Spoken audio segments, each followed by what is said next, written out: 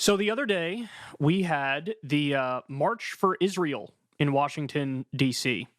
And look, the turnout was pretty solid. I mean, there were a decent number of people there.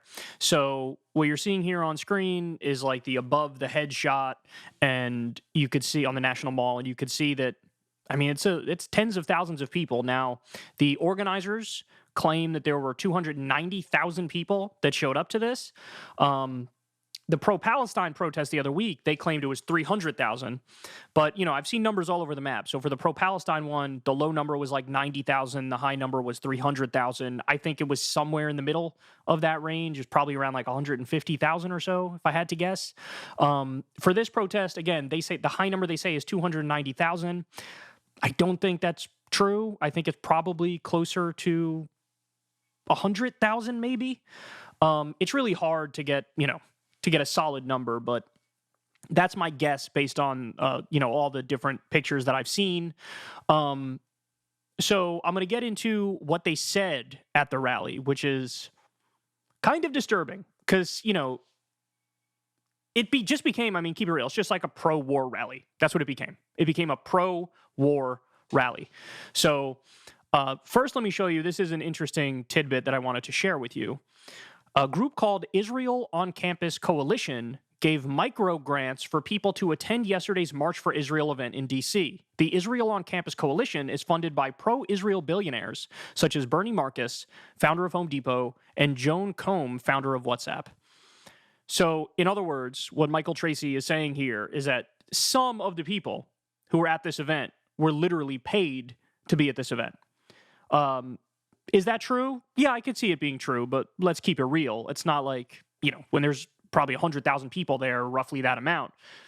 What percentage of them were actually paid? I'm sure it's a relatively small percentage, but nonetheless, it's still an interesting fact to throw out there. So here's one of the moments that went viral. Van Jones, who, by the way, is like, he's like a left-wing commentator, a liberal-type commentator. He's been on CNN and all the corporate media outlets. And relative to all the other people on those outlets, he's one of the better voices, in my opinion. But he goes out there, he gives a speech. I don't know what he thought he was getting himself into. But he says, I'm a peace guy. I pray for peace. No more rockets from Gaza and no more bombs falling down on the people of Gaza. And the crowd is not having it. The crowd is actually really against what he says here. Listen to this. I'm a peace guy. I pray for peace. No more rockets from Gaza and no more bombs falling down on the people of Gaza. God protect the children. God protect children. Let's end all the horror and all the heartbreak in the Holy Land. Let's end all of it. Let's end all of it. But I'll be honest in closing. When I think about what's happening over there, I don't feel powerful to do something about what's happening over there.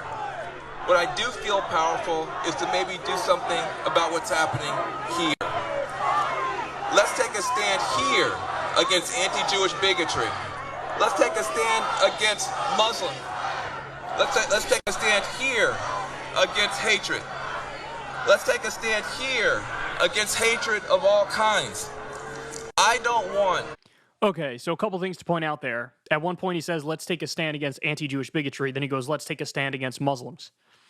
He misspoke. He meant to say, let's take a stand against anti-Muslim bigotry.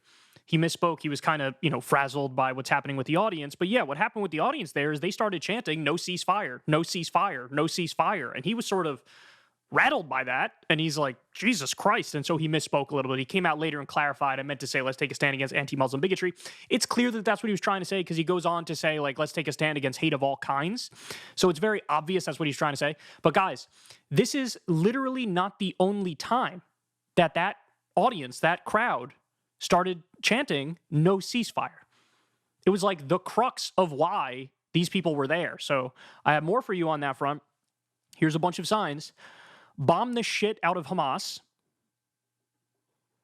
Civilians who praise the slaughter of Jews are not innocent. Many Gazan civilians are Hamas in training. And what does this one say? There is no proportional response to Hamas. Obviously, we're reading it from the back here. But I got even worse ones for you. Let Israel finish the job. What job is that exactly? Because we have 12,000 dead innocent civilians and over 6,000 dead children. So what job is that exactly? Now, they'd probably say, like, get rid of Hamas, but you're nowhere near getting rid of Hamas. In fact, you're probably creating more Hamas because you've created over 10,000 orphans in this bombing campaign alone, and how many of them are going to join Hamas? So really, it looks like let Israel finish the job means let them, like, finally ethnic cleanse the Palestinians and just take Gaza. That's what it seems to be, because that's the new plan coming out of the Israeli government is like, we want voluntary immigration from Gaza. That's what they're saying. They want to make a deal with other countries where they send all the Palestinians to other countries and then they just annex Gaza. That's now the thing that's on the table. So, I mean, look, some of these people might object to it being called a pro-war rally. I don't know what else to call it, especially since as this event was going on is when they were about to raid Al-Shifa Hospital. At the same time this is going on, they're bombing UN headquarters and marketplaces and apartment buildings. So it's astonishing to me that, is anybody dense enough to not realize exactly what they are protesting for? No, I think many of them do know exactly what they're protesting for. They want more war. So then we also get this. Who says bipartisanship is dead? Mike Johnson, the new GOP Speaker of the House, Chuck Schumer, Hakeem Jeffries, and Joni Ernst hold hands while chanting, "We stand with Israel." Wow. Wow. So the final point on this is John Hagee is, of course, a very famous Christian evangelical fundamentalist. He's a televangelist, and he's got a giant megachurch, and he is one of the most deranged pro-Israel voices you'll find. So this guy believes in the rapture. He believes Jesus is going to come back. Jesus can only come back when Israel proper exists, old school biblical Israel proper exists. So the Jews need to take over all the land that used to be Israel. And that includes, parts of Egypt and Lebanon and Syria, and obviously no more Palestinian territories, no West Bank, no Gaza, etc. And he believes that when that happens, it will usher in the end times. And Jesus will come back and it's like basically kill or convert the Jews. Only like a little over 100,000 Jews will be converted to Christianity, and the rest of them will burn in hell for eternity. And this is why he's such a staunch supporter of Israel, is that he is a literal end times apocalypse pastor. So just to give you a little bit of information about this guy, he in 2013, 2012, around that time, he came out with this book called The Four Blood Moons. And basically, the thesis of the book was when you have this weird celestial event of the 4 blood moons happening, which apparently happened in, I think it was 2014, he says when that happens, that will usher in end time. So he literally predicted the end of the world and Jesus' return between 2014 and 2015.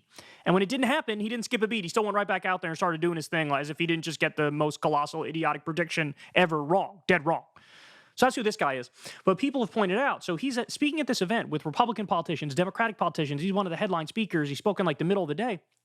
This guy, one of the comments he made previously, which caused controversy, is Hitler was sent by God to help the Jews reestablish Israel. So you needed to have the Holocaust to happen in order to fulfill the prophecy to eventually get us to the end times. He said this. Hitler was sent by God. Now, a great point Ryan Grimm made on this. Imagine if at the pro-Palestine march, they had, as one of the headline speakers, Louis Farrakhan, who's a raging anti-Semite. Everybody and their mother would have been outraged and wrote articles about how disgusting this is and how gross this is. But John Hagee speaks at this event, and it's crickets.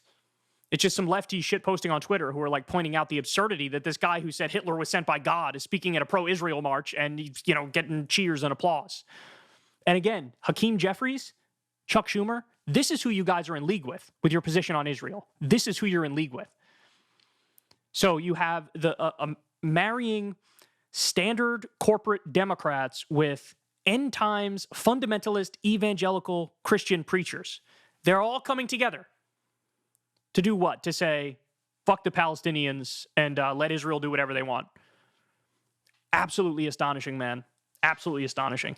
So, look, I hope that this rally doesn't provide the cover that many in the DC establishment want to continue to move forward without doing a ceasefire, without cutting off the weapons to Israel. Like, I hope that the pressure of the pro-Palestine protests is enough to get a lot more of these people to support a ceasefire and to get us to actually try to change policy vis-a-vis Israel to get them to stop massacring innocent civilians. But unfortunately, I feel like this might be enough of a fig leaf where they'll throw their hands up and say, well, there's pressure on this side and there's pressure on that side, so I'm just going to stay the course. And we're going to keep arming Israel no matter how many civilians they kill. And we're going to cheerlead them as they do it. And so, honestly, sickening stuff, man. Sickening stuff. Grotesque rally, if you ask me. Hey, y'all, do me a favor and like and subscribe. It helps out big time in the algorithm. Click the bell as well for notifications when videos drop. And watch that video on screen right now. You know you want to.